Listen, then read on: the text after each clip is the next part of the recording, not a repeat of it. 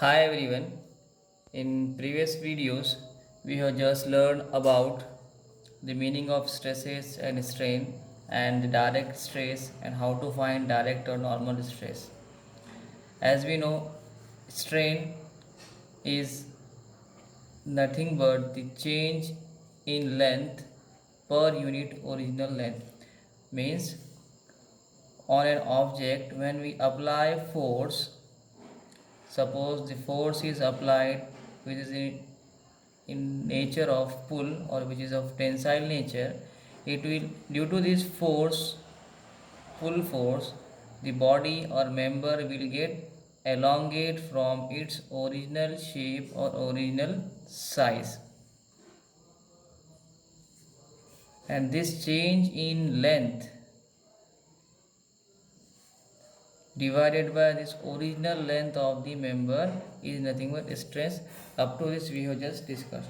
तो आज के वीडियो में हम देखेंगे टाइप्स ऑफ स्ट्रेन, स्ट्रेन के कौन से टाइप्स है, टाइप्स ऑफ स्ट्रेन।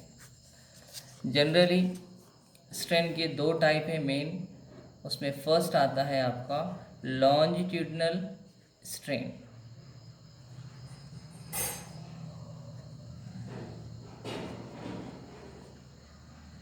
और इसी को कहते हैं लीनियर स्ट्रेन,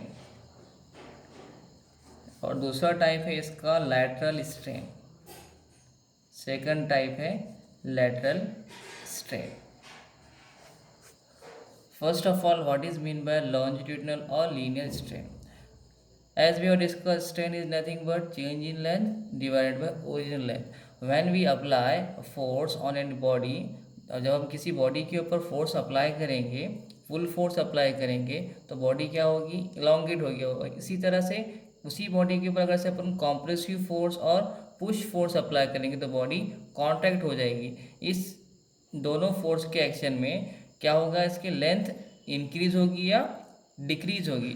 तो means change in linear dimensions और change in longitudinal dimensions divided by original longitudinal और लीनियर डायमेंशन, इसको बोलेंगे हम लीनियर स्ट्रेन। तो यहाँ पर डेल्टा एल बाय एल क्या हो गया है, it is a longitudinal strain, E L, और इसी को कहते हैं epsilon L.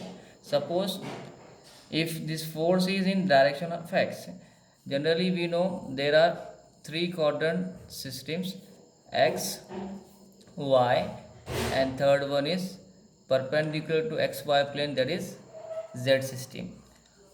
Suppose we are considering length is in the direction of x axis and height or depth is in the direction of y axis and thickness is in the direction of thickness and width in the direction of Z axis.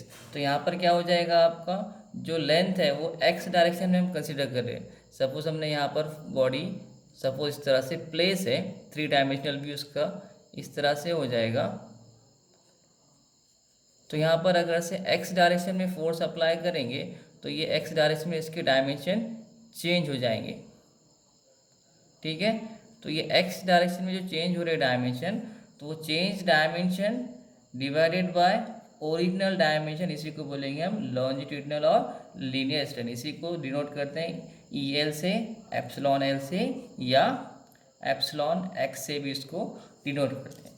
Now similarly what about the meaning of linear strain, lateral strain किसको कहेंगे? अब lateral strain क्या हो जाएगा, जब हम किसी body के ऊपर फोर्स अप्लाई करेंगे तो ये क्या हो जाएगी, एलोंगेट हो जाएगी, और उसके जो अदर टू डायमेंशन से, क्रॉस सेक्शनल जो डायमेंशन से उसके विड्थ और डेप्थ क्या हो जाएंगे, कॉन्ट्रैक्ट हो जाएंगे। अगर से पुल फोर्स आप अप्लाई करेंगे, टेंसाइल फोर्स अप्लाई करेंगे तो लेंथ और लीनियर डायमेंशन इंक्रीज होंगे, और अदर टू डायमेंशनल विड्थ और डेप्थ क्या हो जाएंगे, डिक्रीज हो जाएंगे। Suppose this width depth is, actual depth is d and its elongated or contracted depth is d minus delta d। ये जो चेंज इन डेप्थ है डेल्टा डी और चेंज इन विड्थ रहेगा डेल्टा बी, चेंज डायमेंशन और lateral change in dimension divide by original lateral dimension, इसको बोलेंगे हम lateral strain. इसी को डिनोट करते हैं एप्सिलॉन वाई से डिनोट करेंगे इसको, और एप्सिलॉन जेड से भी डिनोट करते हैं। तो क्या हो जाएगा, change in lateral dimension divided by original lateral dimension. और हम कह सकते हैं epsilon Y is equals to change in depth divided by original depth. और similarly we can say epsilon Z और lateral strain in Z direction is equals to change in width divided by original width. Okay, so in this video we have just learned about types of strain, that is longitudinal strain and lateral strain. In next video we will discuss about Poisson's ratio. Thank you.